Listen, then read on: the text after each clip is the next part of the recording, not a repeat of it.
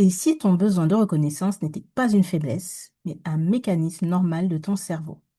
Et si ce n'était pas ce besoin qui posait problème, mais la place qu'il prend parfois dans nos décisions? Notre cerveau est un cerveau social. Depuis des années, appartenir à un groupe augmentait les chances de survie. Être accepté signifiait bénéficier de la protection, de la coopération et de l'entraide. À l'inverse, être rejeté pouvait représenter un véritable risque. Même si notre environnement a profondément changé, notre cerveau conserve encore une partie de ses mécanismes. C'est notamment ce qu'ont montré les travaux de chercheurs comme Matthew Lieberman, spécialiste des neurosciences sociales. Il suggère que notre cerveau accorde une grande importance aux relations sociales et que l'exclusion sociale mobilise des réseaux cérébraux qui se chevauchent en partie avec ceux impliqués dans la douleur physique. Cela permet de comprendre pourquoi une remarque ou un rejet ou un manque de reconnaissance peuvent parfois nous affecter bien plus que nous l'imaginons. Je vais vous donner quelques exemples. Imagine deux personnes qui réalisent exactement le même travail. La première reçoit un simple merci, c'était très utile, et elle repart satisfaite. La seconde n'entend rien. Très vite, son cerveau commence à interpeller ce silence. Est-ce que j'ai été à la hauteur? Est-ce que j'ai déçu? Est-ce que mon travail était suffisant? Pourtant, aucune critique n'a été formulée. C'est notre cerveau qui cherche des informations pour donner du sens à la situation. Tout simplement.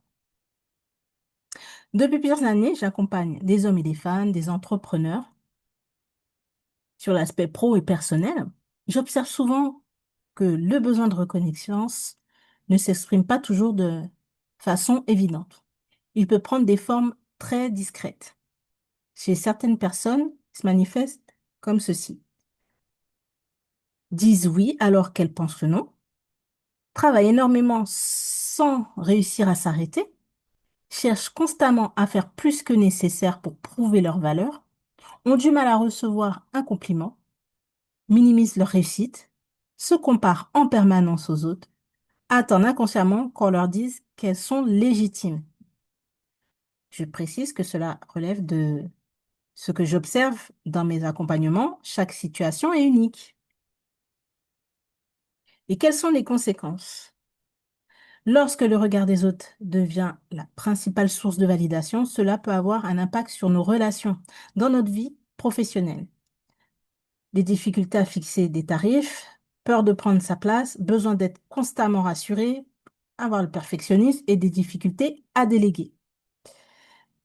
Maintenant, au sein de notre vie personnelle, peur de décevoir, des difficultés à poser des limites, rechercher en permanence de l'approbation et avoir tendance à s'oublier pour être accepté. Ces comportements ne concernent pas toutes les personnes. Elles peuvent avoir des multiples causes. Ils ne permettent pas à eux seuls de conclure un besoin excessif de reconnaissance. Maintenant, la question qui se pose, c'est est-ce qu'on peut réajuster cela? Eh bien oui, la bonne nouvelle, c'est que notre cerveau apprend tout au long de notre vie.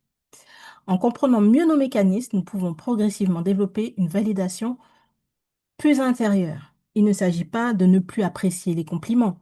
Il ne s'agit pas de ne plus dépendre uniquement d'eux pour reconnaître sa propre valeur.